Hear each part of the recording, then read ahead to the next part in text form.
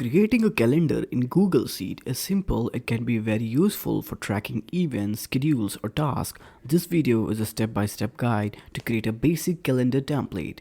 Open your Google Sheet document. In the first row, label your column for the days of the week. Enter Sunday, Monday, Tuesday, Wednesday, and all the names across cells A1 through G1. In cell A2, enter the month and year.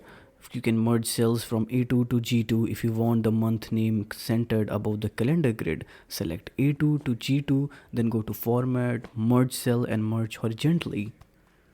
Skip a row after the month row, starting with cell A4. Enter the first day of the month in the appropriate cell under the correct weekday. For example, if the month starts on Wednesday, enter 1 in cell D4.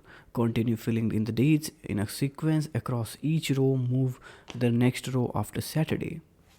Adjust the cell size. Select A2 cells A4 to G9 and adjust the cell width, the height, and make sure to make them square.